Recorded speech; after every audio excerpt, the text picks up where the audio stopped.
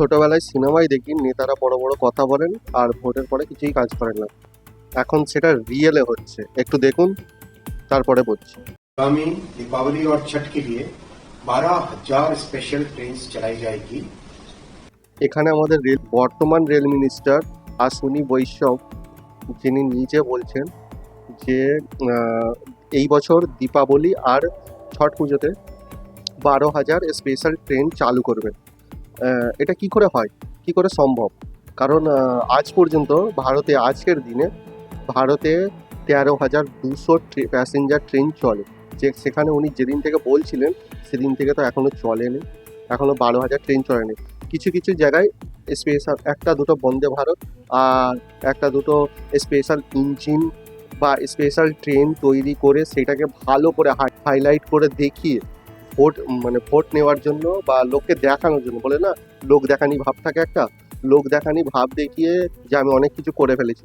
আর যদি করেই ফেলেন, কিন্তু দুর্ভাগ্য এটাই, এবছর দীপাবলিতে বা কালী পুজোতে যত লেবার মজদুর বা ওয়ার্কার, যে কর্মচারীরা এক স্টেট থেকে অন্য স্টেটে যাচ্ছে, সে বিহারি হোক বা বাঙালি হোক বা কিংবা যে কোনো এক স্টেট থেকে অন্য স্টেটে যাচ্ছে, তারা মানে যারা একদম, যাদের অবস্থা খুবই শোচনীয়, ট্রেন তো নাই, রিজার্ভেশন তো নাই, খালিও নাই, তো যাই হোক না হোক করে যে কোনোভাবে যাচ্ছে।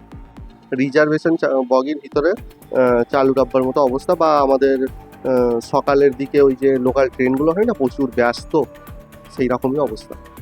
তাহলে 12,000 ট্রেনটা আর কবে চালু করবে? ভোটের পর তো বিহারের সামনে ভোট আছে, আর বিহারিদের জন্য উনি বলেছেন বিহারিদের জন্য স্পেশাল ট্রেন চালু করছে। তো সামনে বিহারে ভোট আছে, ভোট হয়ে যাওয়ার পর তো আর মনে হয় না চালু করবে, কারণ এক বছর তো আবার তারা তো আবার কাজে লেগে যাবে, কাজে বেরিয়ে পড়বেন, কাজ করবে, তখন তার কোনো দীপাবলি বা ছট পুজো থাকবে না। আশা জাগিয়ে নিরাশা করা হচ্ছে।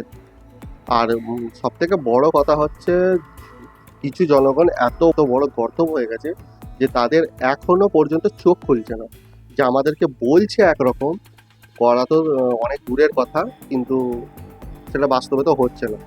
বাস্তবে যা হচ্ছে সব বিজনেসম্যানদের হচ্ছে। লাইক শেয়ার করতে ভুলবেন না, আর এরকম আরও ভিডিওর জন্য আমাদের ক্যানভাসের সাথে জুড়ে থাকুন। ধন্যবাদ।